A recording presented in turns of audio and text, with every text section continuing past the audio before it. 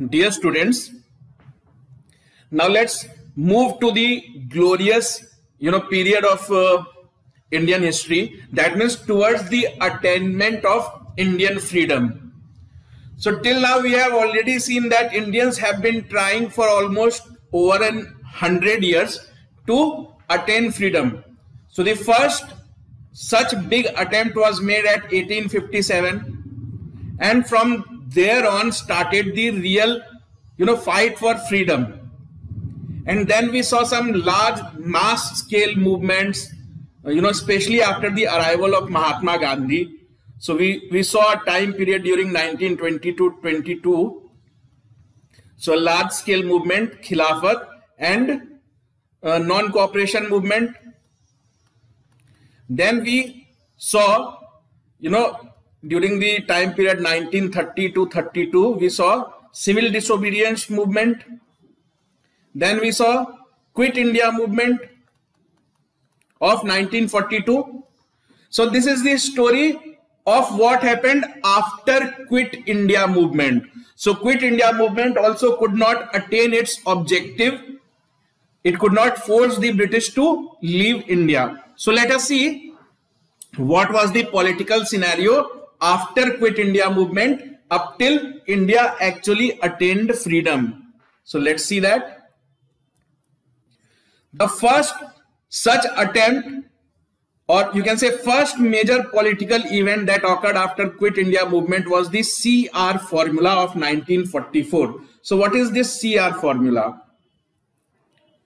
As the Second World War progressed, so Viceroy Lord Linlithgow, so you have to remember that when Second World War was going on, there were two viceroys who were governing India. For the initial years, it was Lord Linlithgow. And after that, Wavell replaced him. So as the Second World War progressed, Lord Linlithgow appealed to Congress and Muslim League to resolve its difference, because it had become very clear that sooner or later the British are going to leave India. So if British leave India, what will happen to India after that? So two major political powers, Congress and Muslim League, they had divergent opinion. Muslim League wanted a separate nation for Muslims. Congress was not in the favor of partition.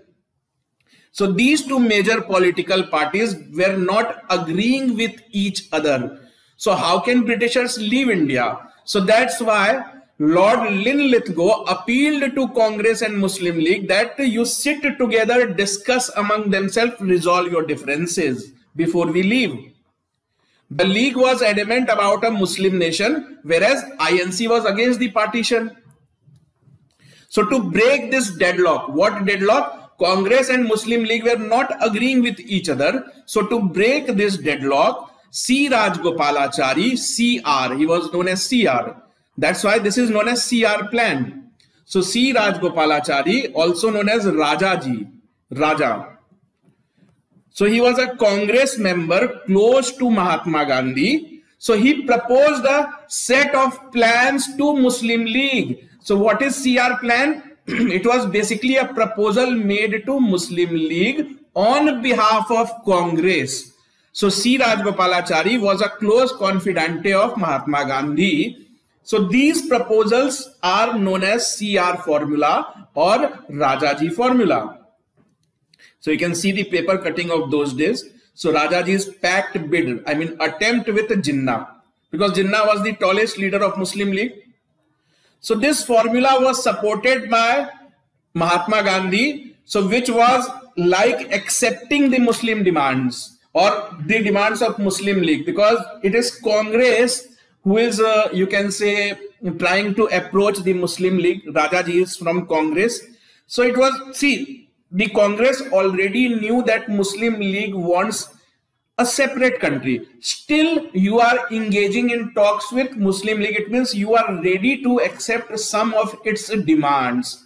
Not the entire demand, but at least you have made up your mind that let's give some concessions to Muslim League. So what were the proposals of Rajaji formula? The first proposal given to Muslim League was that Muslim League should endorse Congress demand for independence. That means both Muslim League and Congress, their common enemy is British. So this proposal said that, okay, let's come together to fight for independence, complete independence, no dominion status. League was to cooperate with Congress in forming a provincial government at center. So, sorry, provisional government at center. Provisional government means till the time the British leave. So it was like giving full equality to Muslim League, giving them too much of importance, that let's come together, let's form a government at the center. So it was like that Congress was giving concessions to Muslim League. The proposal also said that after the end of the war, the entire population of Muslim majority areas in the northwest and northeast India to decide by a plebiscite whether or not to form a separate sovereign states. So the proposal said that Muslim League should not decide, the Muslim population should decide. So it was said that once the Second World War is over, we will ask the people living in Muslim majority areas to vote and decide whether they want a separate country for themselves or not.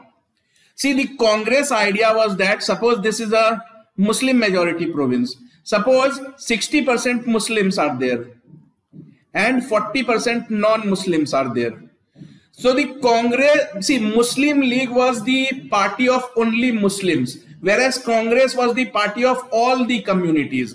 So why they are agreeing for this? They are agreeing for this. Suppose this is the nature of the province, 60% Muslims, 40% non-Muslims. Even if 25% Muslims go with Congress, then 40 plus 25, 65. So partition could have been avoided. So this was the hidden agenda, that let people decide. You as a political party cannot decide for the partition. So it also said, in case the partition happens, in case the acceptance of partition, agreement to be made jointly for safeguarding defense, commerce, communications, etc. Because partition cannot happen within a minute, it will take months. So he said that if a partition happens, then we will form a joint coordination committee, or we will form a joint provisional government, and we will distribute powers amongst itself so that confusion does not create, confusion is not created. So this is basically Rajaji's formula. Rajaji is, you can say, trying to appease Muslim League. Why? Because they want Muslim League's support in demand for complete independence. So above terms to be operative only if England transferred full powers to India. So now these proposals were basically made to Muslim League, and Muslim League's tallest leader is Jinnah. So how did Jinnah react? In 1944, Gandhi and Jinnah held talks on basis of Rajaji formula, because formula was already given to them. The talks were a failure as Jinnah had objections to the proposals. So Jinnah wanted Congress to accept the demand of a separate Muslim dominion. So till then, Congress have never accepted that Hindus and Muslims cannot live together. The two-nation theory was given by Jinnah. Congress always said that, these problem or these communal tensions have been created by outsiders, foreigners. Hindus and Muslims can live peacefully. But Jinnah wanted that, no, you also accept the two-nation theory. So Jinnah was also against the idea of a common center, because a common provisional government was to be formed. So common means even if partition happens, Pakistan and India will be ruled by a common government. So that was not acceptable to Jinnah. Jinnah also wanted that in constituencies reserved for Muslims, only Muslim voters should be allowed to vote, because there were talks of plebiscite. So he said, okay, let's go for plebiscite. So if there are 60% Muslims and 40% non-Muslims, so let only Muslims decide. So these people should not be voting. So these were the objections of Muhammad Ali Jinnah, which were not acceptable to Congress. So what were the other objections to CR plan? The Sikhs also looked upon the formula unfavorably because the formula meant a division of Punjab. So Punjab, if partition happened, because of Muslim majority thing, Punjab was to be divided into two parts. So Sikh community would have got divided into two halves, and Sikhs would have become minority in both these halves. So that's why even the Sikhs were against this plan. So Sikhs were very angry that how can Congress play in the hands of Muslim League?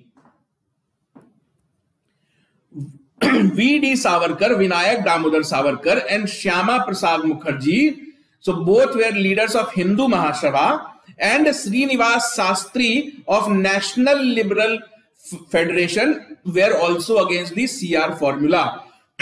Why? Because CR formula was like giving an opportunity for Muslim League to partition. It was like accepting that, okay, let's give it a try. Let's partition. The ENC, Indian National Congress, which was hitherto opposed to the partition of the country, was willing to give some concession to get the League on board. So now even Congress was talking about plebiscite. That means let population decide if partition has to happen or not. So earlier they were saying no partition. Now Congress is saying let people decide. So it was like giving some concession. But the League was more interested in Pakistan than freedom. So the thought process of Congress was that for some time, let's Muslim League and Congress forget their differences and let's launch a joint fight against Britishers. But Muslim League's only and only agenda was creation of Pakistan. So that's why CR formula failed. CR formula could not have any impact. The next attempt was made in terms of Desai-Liaquat Pact. So he is Bhula Bhai Desai and he is Mr. Liaquat. Both were very good friends since their young days, college days. They were very good friends. So he was a leader of Muslim League and he was a leader of Congress. So what was Desai-Liaquat Pact? So Bhula Bhai Desai was the leader of Congress Parliamentary Party in the Central Assembly. He was a personal old friend of Deputy Leader of Muslim League, Liaquat Ali Khan. So after Muhammad Ali Jinnah, the second tallest leader was Liaquat Ali. So what is going on? Congress and Muslim League, different people are trying to break the deadlock. Different politicians are giving different formulas, coming up with different proposals. So first proposal was forwarded by C. Rajgopalachari. That didn't work.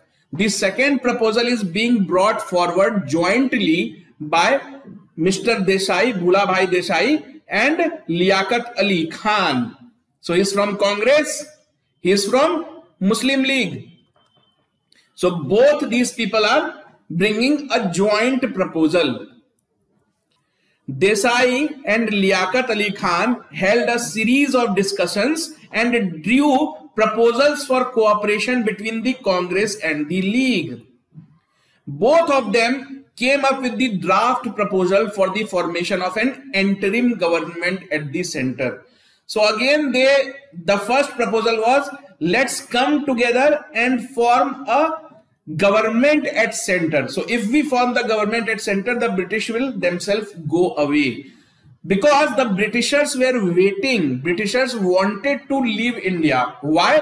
Because after World War II, their economic condition have depleted. They were not in a position to rule country as big as India. even Britain was facing economic depression. So British people were ready to leave India. Their only concern was, if we leave India, will these people be able to govern themselves or not? So these proposals said that, okay, let's form a government at least. Let's come together, form a government. The British will be satisfied. The British will be convinced and they will leave. So what were the proposals of Desai-Liaquat Pact? Congress and Muslim League would nominate equal number of members in central legislature. So this pact was basically more about forming a joint government, joint interim government. So Congress and Muslim League would nominate equal number of members in central legislature. So equal number of members would be there. 20% seats in the assembly to be reserved for minorities. Minorities like Muslims, Sikhs and depressed classes. The government was to be formed and was to function with the framework of existing GOI Act 1937. So Britishers have brought a very bulky constitutional reform in the form of GOI Act of 1935. So today's India's current constitution contains 70% provisions from this act only. So Desai-Liaquat Pact said that, okay, let's form the government and this act will act like a constitution for us. So what was the impact of Desai-Liaquat Pact? No settlement could be reached between the Congress and the League on these lines. But why? But the Congress have already offered them that we will nominate equal number of seats, Congress and League. So it was like treating them equally. So there was a sort of parity, equality between the Congress and League. That means Congress is making League more and more powerful because they are treating them like equals. It had become evident that Congress had accepted the fact that formation of a Muslim majority Pakistan cannot be avoided. That's why you are desperately giving importance to Muslim League. So if you are giving importance to Muslim League, it means you have already made up your mind that now formation of Pakistan cannot be avoided.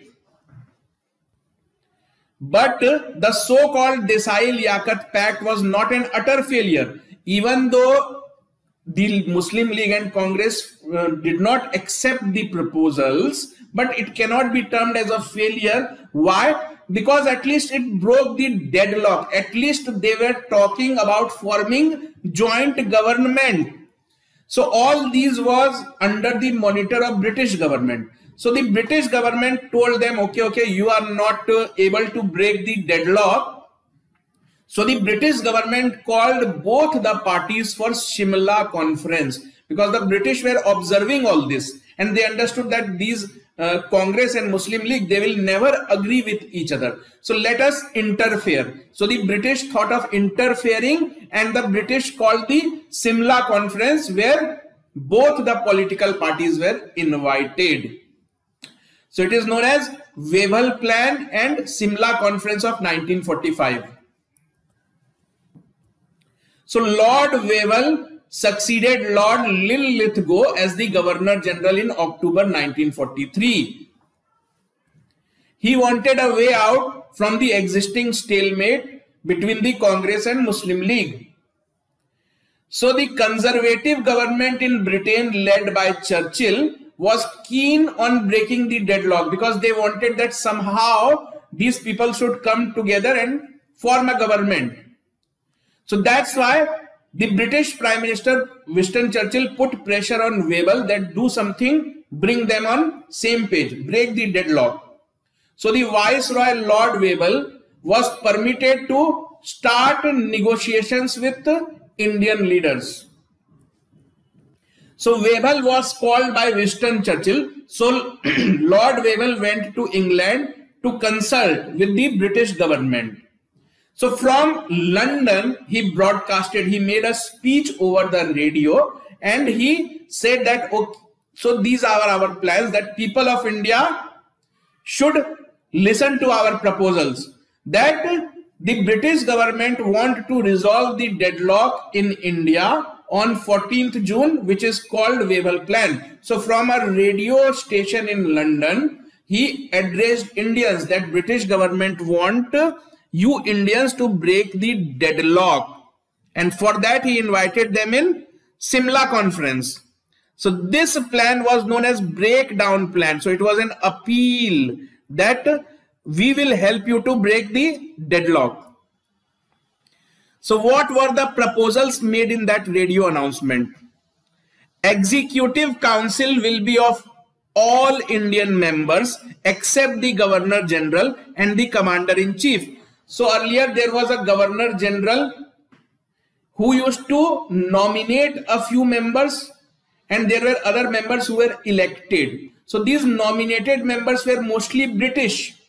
But now, as per this proposal, all the members of the council except the Governor General and the Commander in Chief, because war was going on, world war was going on. So Britishers did not trust any Indian.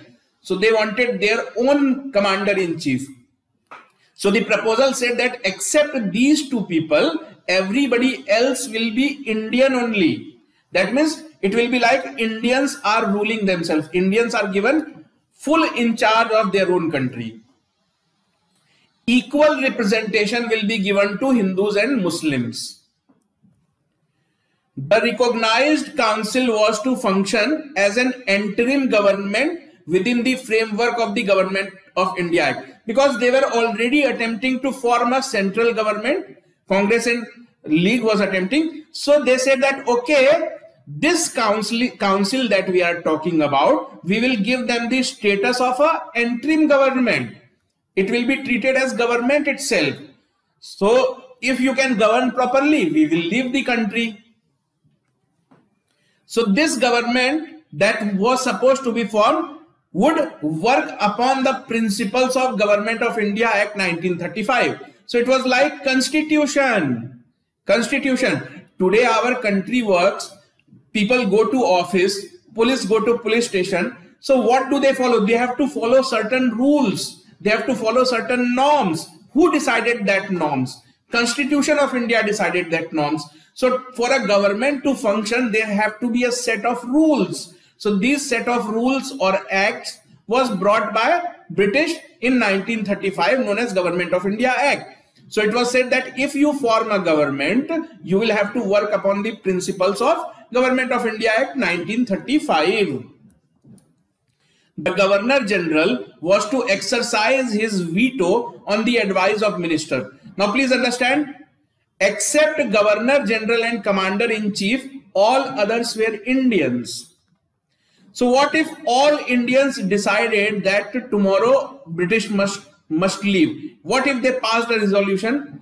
So in such cases, or there was a veto power given to Governor General. That means even if all the other members agreed on something, Governor General alone had the power to negate that. That means if Governor General did not agree with anything, it did not matter how many members of the council supported that. The final decision making was with the Governor General. So what does this mean? It means Indians are not given full responsibility, because Governor General will take the final decision. Representatives of different parties were to submit a joint list to the Viceroy for the nominations to Executive Council. So it was decided that we will form a council or government at the center. So from where will the members of that council come? So members will come because different political parties like Congress, Muslim League. So Congress, Muslim League, Hindu Mahasabha, they will discuss among themselves and they will prepare a list that so and so people should be inducted in the central government. So they have to discuss. There was no election. If a joint list was not possible, then separate lists were to be submitted. That means there was no concept of election. You political parties sit and decide and give a list to Britishers. The Britishers will make those people part of the council. So this was what the plan was. This was to be an interim arrangement till a new constitution was drafted for India. So you will form a government, you will form a council. So this council will then make their own constitution so that Government of India Act can be replaced, because this act was brought by Britishers, not by Indians. So Indians would want to have their own constitution or not. So this Wavell plan said that once you form the government in the center, we will also allow you to make your own constitution. These same people who will become part of government, they can sit together and make their own constitution as well. So this is what was decided, or this is what was proposed through Wavell plan. But it didn't work. The political deadlock continued. Why? The Wavell plan ended in a failure due to Mr. Jinnah, the villain, because he demanded the veto power. So veto power means what? They have asked for a list that give us the list of who all will be the members of the government. So Jinnah said that only Muslim League should decide about the Muslim members.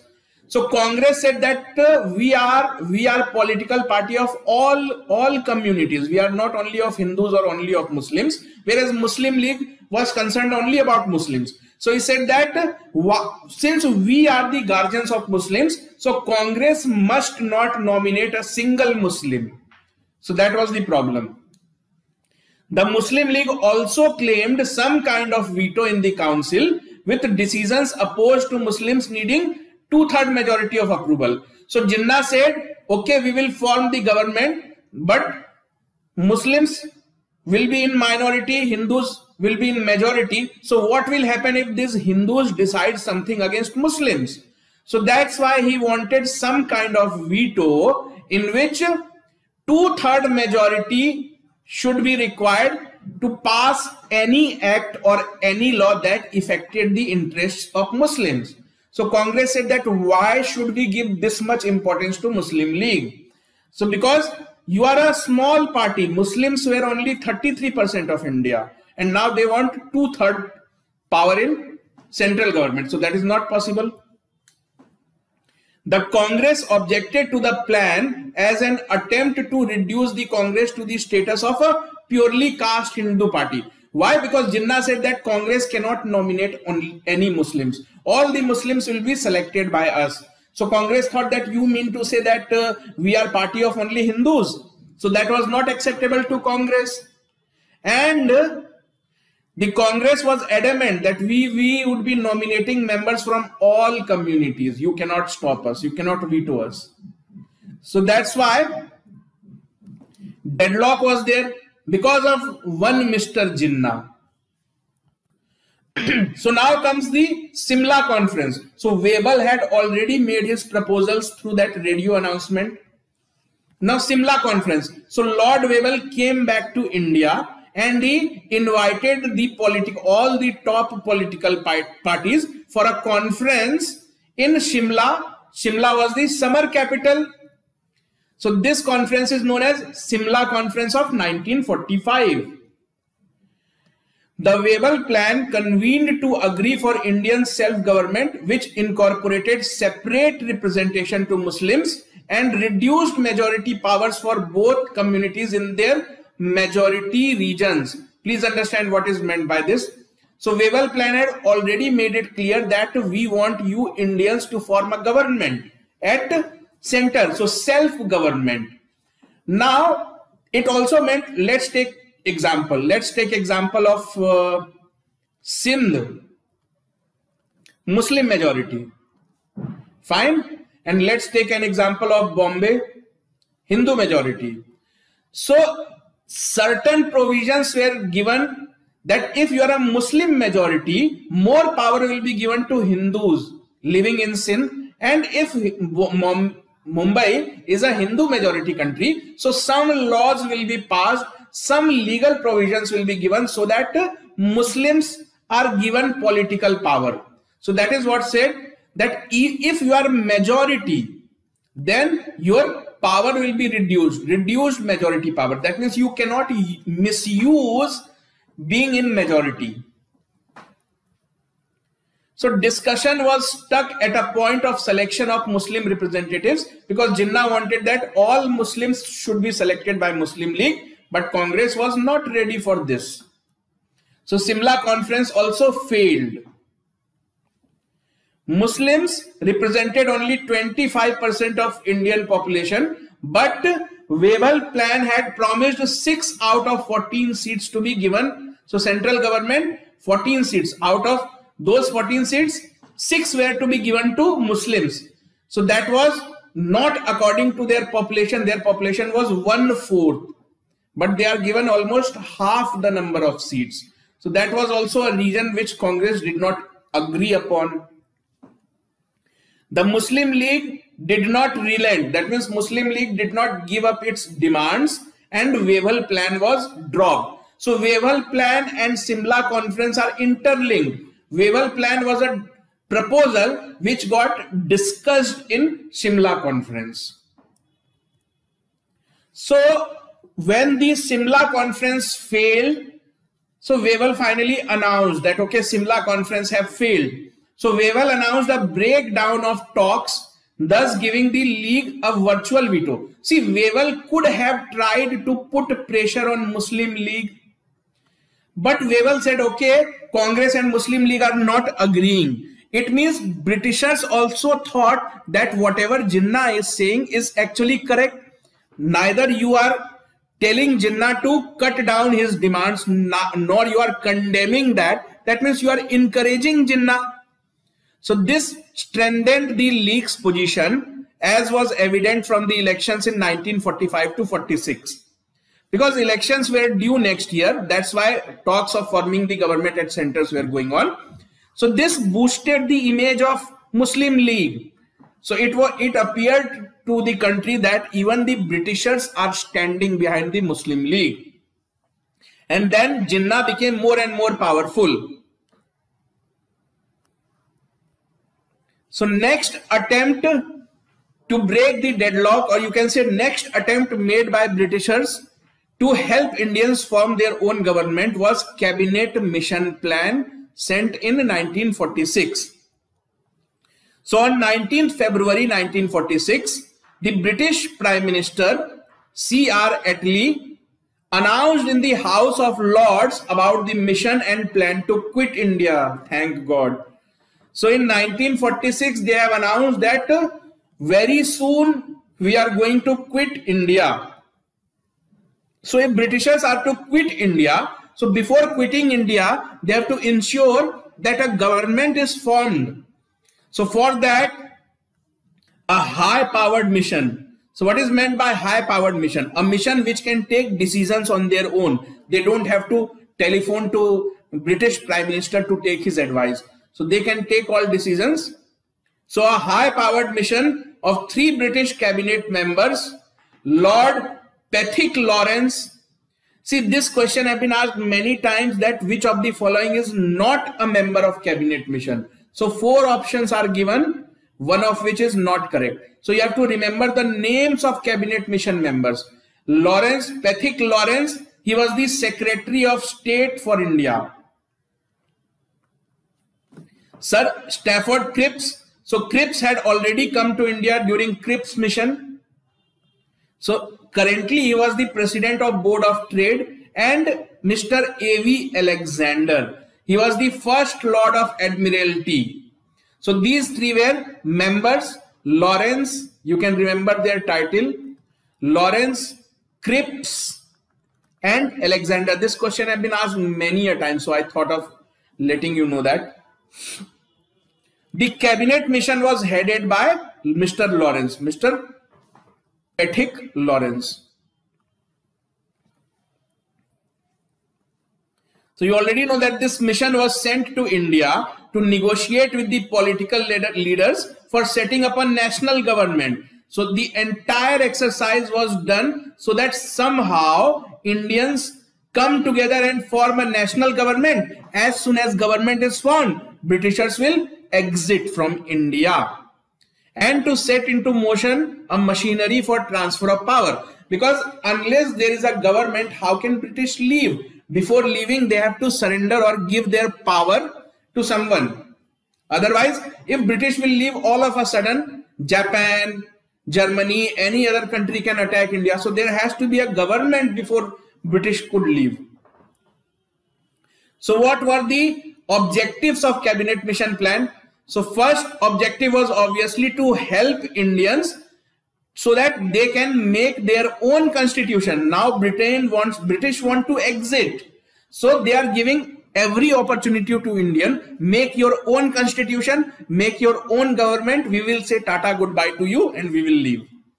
So the first objective was to help Indians to frame their own constitution, not constitution given by British. The next objective was to formulate a constitution making body. So if you have to make a constitution, how are you going to make constitution? Some people have to come together, they have to discuss. So there have to be some kind of decision making body that would discuss and frame the constitution. So that body was known as Constituent Assembly of India. So question is, which proposal led to the formation of Constituent Assembly of India? It is actually Cabinet Mission Plan. When it had become very clear that hurry up, make your own constitution, make your own government, we want to leave.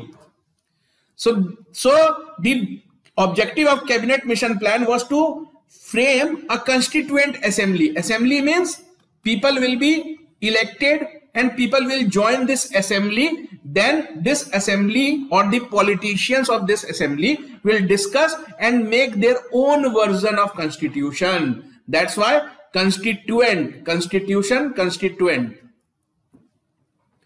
To establish an executive council with the support of major Indian parties. Executive council just like central government, you can say.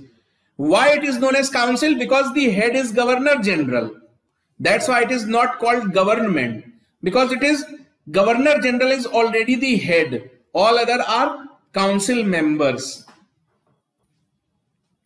So what were the proposals of Cabinet Mission? So grouping of provincial assemblies. So you need not remember this in detail. Just remember that what were the proposals. The existing provincial assemblies were proposed to be grouped into 3 sections. Why 3 sections? Because India was diverse. Some regions of India were directly under control of British. There were princely states as well. And then there were some other areas which were totally not under control of British. So it was a diverse country. So now Britishers want to group the entire country into 3 categories. Why?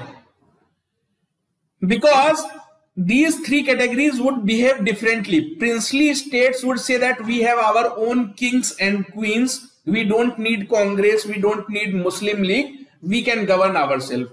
There are certain regions we will say that, okay, if Britishers are leaving, we would like to be ruled by politicians. We would like elections to be fought. So that's why grouping was necessary.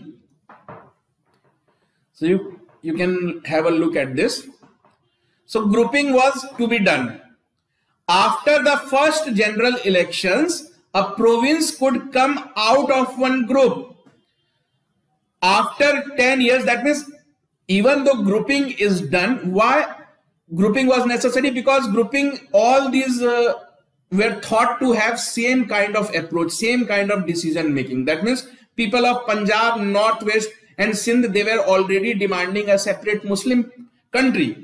Similarly, East Bengal, I mean today's Bangladesh and Assam, they were also Muslim majority provinces. Though this was logical grouping, because British knew that one group would behave in one manner, the other group would behave in another manner.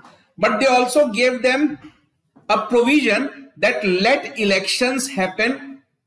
Once the elections are done, suppose Madras want to join Pakistan. So what will Madras do?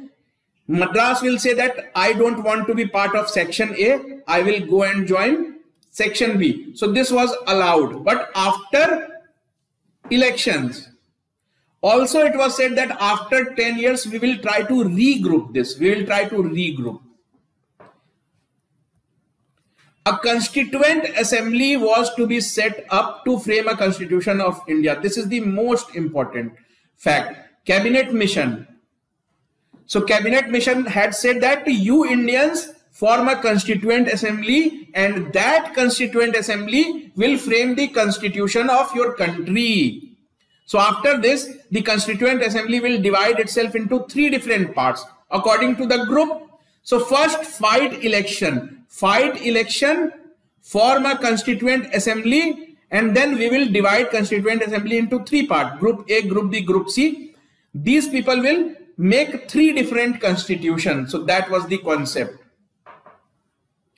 There should be a union government comprising of British India and the Indian states, which should control defense, foreign relations and communications, including transport, railways, etc. And also it will have the power to raise finances for the union. So the Britishers told Indians what is the meaning of government.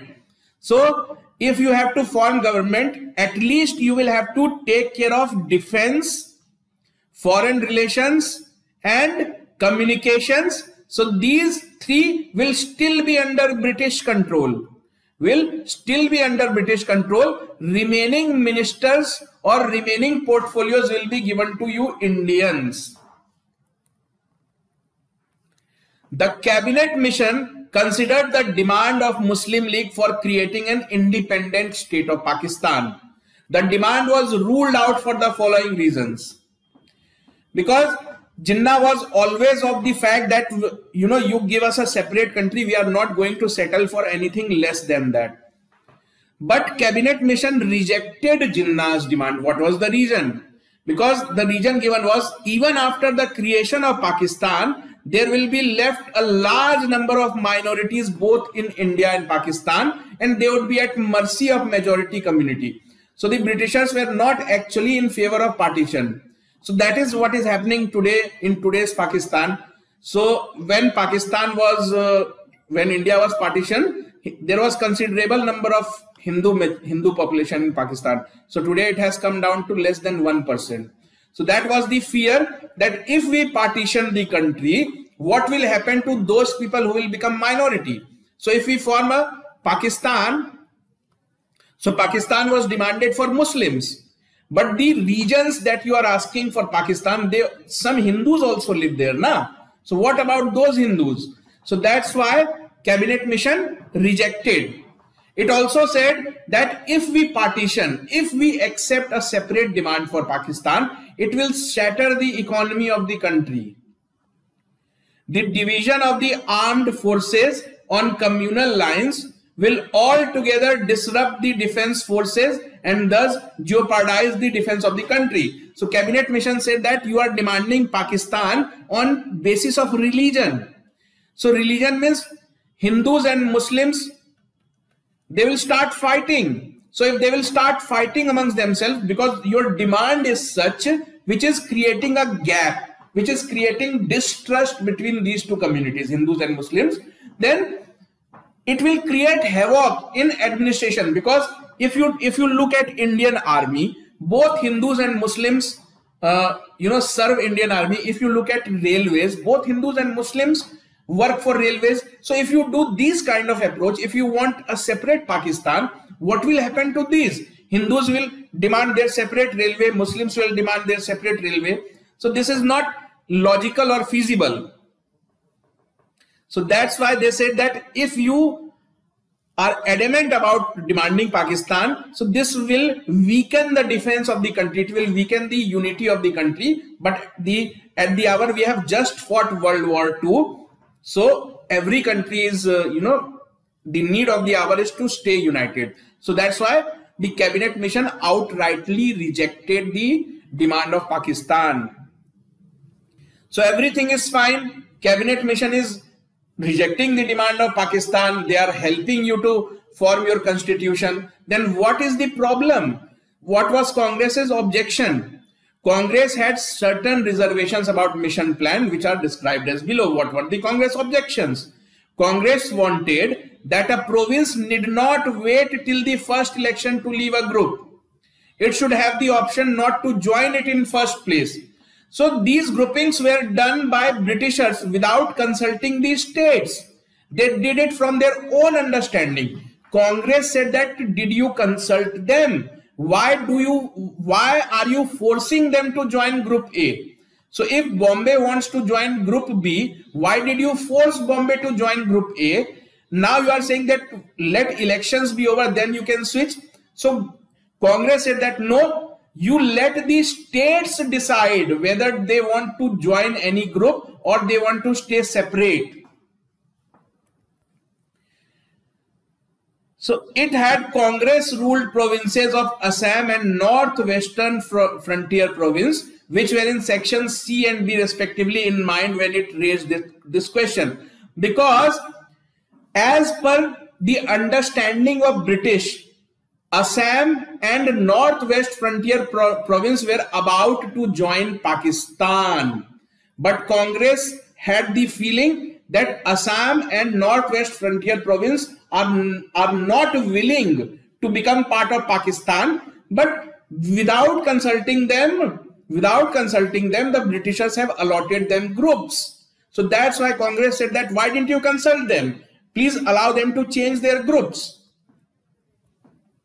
The Congress was also objecting to the fact of the absence of any provision for the elected members from the princely states in the proposed Constituent Assembly. So this Constituent Assembly that was to be formed, the Britishers were saying that all these people will be elected. Then what about princely states? So princely states, will princely states not participate in forming the constitution? So if you do not allow them to participate in Constituent Assembly, it means you don't want them to become part of India. So that was also objection of Congress, that you have not made any rules or provisions due to which princely states people can also reach the Constituent Assembly. However, it appeared to be willing to swallow the limited and indirect nature of electing the Constituent Assembly. But even after these many objections, Congress were excited that at least British have agreed to held an election to elect people for Constituent Assembly. So the elections to the Constituent Assembly, however, it appeared to be willing to swallow, because the nature of electing the Constituent Assembly was blatantly contrary to its past demand for such an election on adult franchisee. So earlier the Congress had demanded that each and every eligible Indian should be, or every adult Indian should be allowed to vote. But the British have made provisions that only certain number of people can vote while selecting members for Constituent Assembly. But even then Congress was willing to agree. But Congress was not happy about this grouping clause. What were the objections of Muslim League? Obviously, the cabinet mission said that you are not going to have Pakistan. So the League wanted provinces to have the right to question the Union Constitution now, not wait for 10 years. So as per the cabinet mission plan, it was said that, okay, you people form a government and constitution now. After 10 years, these princely states will be given an opportunity to raise objections to the constitution. Till then, while forming the constitution, these princely states were not to participate. So the League wanted that, why should not the princely state give their objections, their feedbacks from today onwards? Why should they wait for 10 years? The League wanted the grouping to be compulsory, with section B and C developing into strong entities with the right to secede from the union in future. See, the purpose of the three groups were, all the three groups would together form a country called India. So this is Group B, this is Group C, this is Group A. But Jinnah wanted that grouping be compulsory. That means nobody should be allowed to change their group, and sooner or later you should give separate identity to these two, because these were basically Muslim majority grouping. And these groups should also be given the authority that they can come out of the union. That means they can say that no, we are not part of India, we are a separate country. So that was the demand of Mr. Muhammad Ali Jinnah. So what about the acceptance and rejection of the plan? The League announced its acceptance of the plan on 6th June. Why? Because they were happy that grouping is done. At least British is understanding that these are Muslim majority nations. So he was happy up till that point. So the League announced its acceptance of plan on 6th June insofar as the basis of Pakistan was implied. So this was like basis of Pakistan, because Jinnah understood that, okay, let British go very soon. These areas will separate and form Pakistan. So, so he was happy and he accepted the plan. After much deliberation, after much discussion, the Congress Working Committee also accepted the plan on 26 June 1946. So this was somewhat successful. Furthermore, in a provocative speech to the All India Congress Committee on 7 July 1946, Nehru was quoted as saying, "We are not bound by a single thing except that we have decided to go into the Constituent Assembly." So Nehru said that whatever you have given in your cabinet mission plan, we are not under any kind of foundation to accept that. But your idea of Constituent Assembly is most welcome. We would also like to we would also like to fight election. We would also like to join Constituent Assembly. We would also like to frame our own constitution. But apart from this provision, none of your other provisions, such as grouping of states, all these are not bounding on us. That means we can reject it anytime. The implication was that the assembly was sovereign and would decide rules of procedure. So once the Constituent Assembly would form, the British would have no control over it. So that was decided. So this speech of Nehru effectively torpedoed any hope for a united India. So after this speech, Muslim League said that, okay, look at Nehru. He is saying that grouping is not acceptable. So because of this, Jinnah became very, very angry that we are agreeing only because of this grouping thing. And Nehru is saying that we can do away with the grouping in future. That means we will dismantle the system of grouping in coming future. So Jinnah became very angry and he seized the opportunity provided by Nehru's speech to withdraw the League's acceptance of mission plan on 29 July 1946. So Jinnah said, okay, we have agreed, but look at what Nehru is saying. So if Nehru thinks so, then in future, my dream of Pakistan will be over. This grouping will be undone by Constituent Assembly. So that's, I am taking back my acceptance. So that's why the political crisis deepened, because now Jinnah wanted only and only Pakistan. He was not interested in Constituent Assembly. He was not interested in independence of India. He was only interested in creation of Pakistan. So League's declaration of direct action day, please remember this day, 16th August 1946. We got independence on 15th August. So this is on 16th of August, 1 year ago, 1946. So this was termed as direct action day. Direct action means whatever you have to do it today, or else we are never going to get Pakistan. So direct action day, call for direct action. Direct action means what? Violent action. Violence. Go on to street, do violence. Show it to Nehru, show it to Britishers that Hindus and Muslims cannot live together. So that was the concept of direct action day. Go to streets, Hindus kill Muslims, Muslims kill Hindus, do all kind of right. So it will become very evident that these two communities, Hindus and Muslims, they cannot live together anymore. So let's create a separate Pakistan. So after this, after the violence of Direct Action Day, even after Wavell ensured the League's entry into the interim government, it continued its non-cooperating attitude both inside and outside the government. So Wavell tried to reason with Jinnah. He said that, okay, we will ensure that you also participate in the interim government. Don't go by what Nehru is saying, but Jinnah wouldn't agree. So further, the League refused to participate in the Constituent Assembly, which met on 9th December 1946.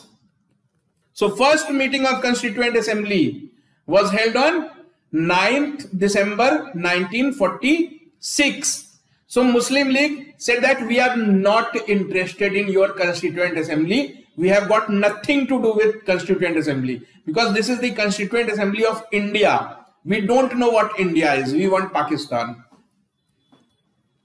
The breaking point came when the League demanded that Constituent Assembly be dissolved because it was unrepresentative. So Muslim League said that we will not join Constituent Assembly. Later on they said that, look, Constituent Assembly does not represent entire country because Muslim League represents Muslims, and if Muslim League is not part of Constituent Assembly, then the Constituent Assembly is invalid. It does not represent the entire population of the country.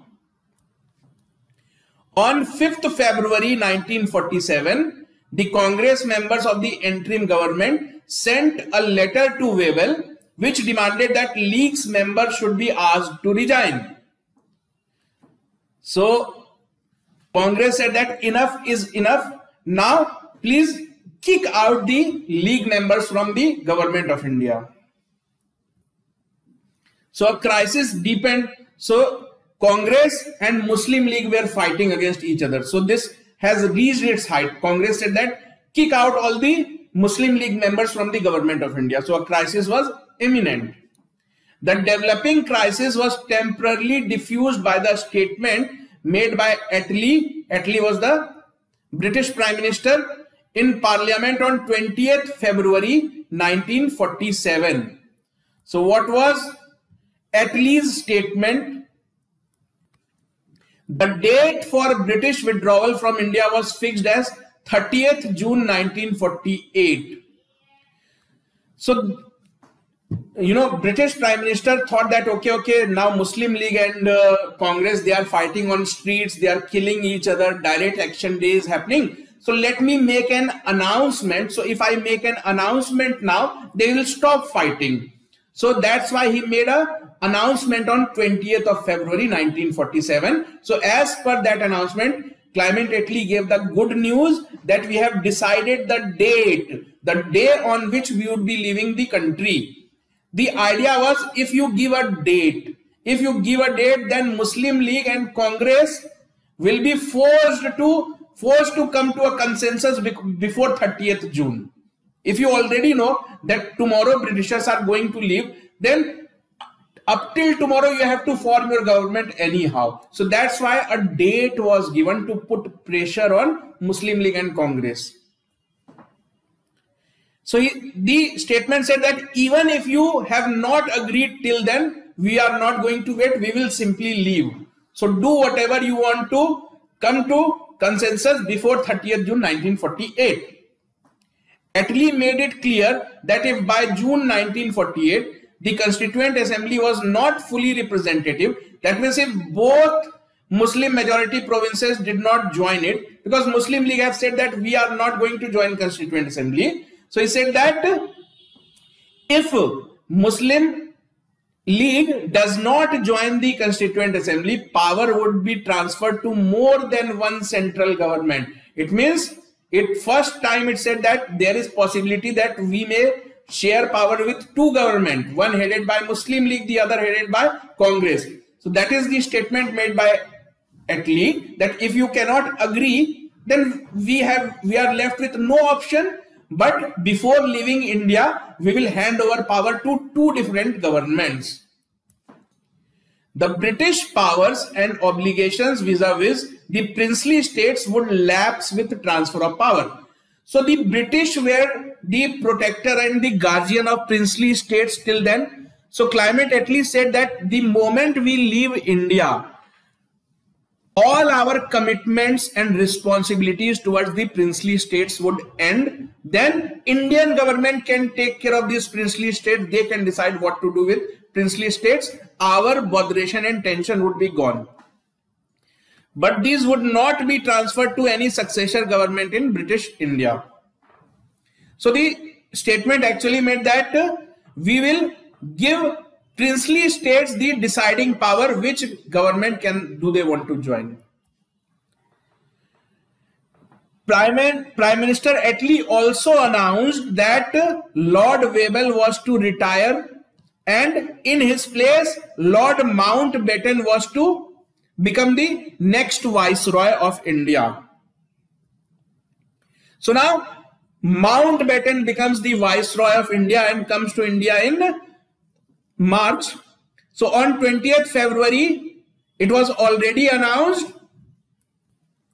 So to effect the transference of that power, Attlee decided to send Lord Mountbatten as Viceroy to India.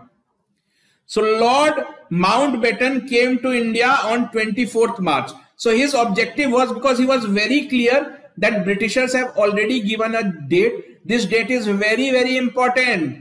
What was the original proposed date on which the Britishers had planned to quit India? It was 28th June 1948. So Lord Mountbatten had come for the single purpose to help resolve this crisis, to understand that how can Britishers transfer the power to the Indian people. Partition of India and creation of Pakistan appeared inevitable to him. So Lord Mountbatten thought that there is no other option apart from partitioning India, creating a separate country of Pakistan. So after extensive consultations, Lord Mountbatten put forth the plan of partition of India on 3rd of June 1947. That means nobody could bring Congress and Muslim League together. They did not agree at all. Finally, Mountbatten had given up all his hopes, and on 3rd June 1947, he had declared that there is no other option. Now we are going to partition India. The Congress and Muslim League ultimately approved the Mountbatten plan. So finally, Congress and Muslim League also, they had to agree only because they were fighting for so many years. They were not coming to a consensus. So that is how our country got partitioned. The blame does not go 100% on Britishers. Muslim League and Congress are also responsible because they did not agree. They could not come to a consensus. So finally, Lord Mountbatten had decided that India will be partitioned and we are going to leave India. But they left India pretty soon. British government accorded formal approval to the Mountbatten plan by enacting the Indian Independence Act on 18 July 1947. So the salient features of this act were: partition of country into India and Pakistan would come into effect from 15th August 1947. So you would ask yourself that if Britishers have said that they would leave on 20th June 1948, why did they leave in a hurry? See, as soon as it was announced that India will be divided into two parts, so riots, large scale riots started all over the country, because people want to prove that if you do not make me part of Pakistan, we are going to kill, or we are going to create large scale riots. So Muslim League created large scale riots by killing people from different communities. So that put pressure on British government. So British said that we cannot wait up till June 1948. All Indians will kill each other. So let's hurry up. So that's why finally the full-fledged plan, Indian Independence Act, was announced on 18th of July 1947. What did the act say? The act said that country, or the partition of the country into India and Pakistan, would come into effect from 15th August 1947, historic date of Indian independence. British government would transfer all these powers to two dominions, because partition would make one India into two dominions, Pakistan and Union of India. So British would leave and they would transfer all the power to these two dominions. A boundary commission would demarcate the boundaries of the provinces of Punjab and Bengal. Because Punjab and Bengal, if you divide country, so Punjab is divided.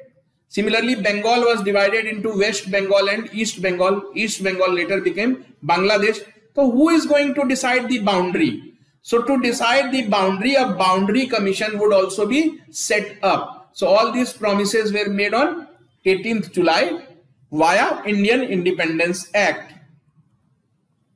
So Act provided for the transfer of power to constituent assemblies of the two dominions, which will have full authority to frame their respective constitutions. So this is the newspaper of 15th of August 1947. So as the Indian Independence Act had promised that they would set up a commission to decide the boundary, so that commission was known as the Radcliffe Boundary Commission. So Radcliffe was the person who is responsible for drawing the boundary between India and Pakistan. So the boundary at eastern and western, so Punjab, Rajasthan, Haryana, Gujarat, and this side Bengal was divided. So this was done by this guy Radcliffe. So finally on 15th of August 1947, India, and on 14th of August Pakistan came into existence as two independent states. That's why today Pakistan celebrates its Independence Day one day before us. We celebrate on 15th of August and they celebrate on 14th of August. So that is how finally we got riddance from the British Raj, which ruled us for like 200 years. So Lord Mountbatten was made even after the Britishers have left, Lord Mountbatten continued to stay in India. So Lord Mountbatten was made the first Governor General of independent India. Please remember the fact. He was the Viceroy till then, but Viceroy was appointed by British. Now India is a free country. Even after becoming an independent country, the Britishers wanted Lord Mountbatten to continue, because Lord Mountbatten would have helped negotiate between India and Pakistan. Partition does not mean that everything is over. You have to transfer money, you have to transfer railways, you have to transfer industries. So they needed a person who was acceptable to both India and Pakistan. So that's why Lord Mountbatten was made the first Governor General of independent India, whereas Mr. Jinnah became the first Governor General of Pakistan. So that is the story of our freedom struggle.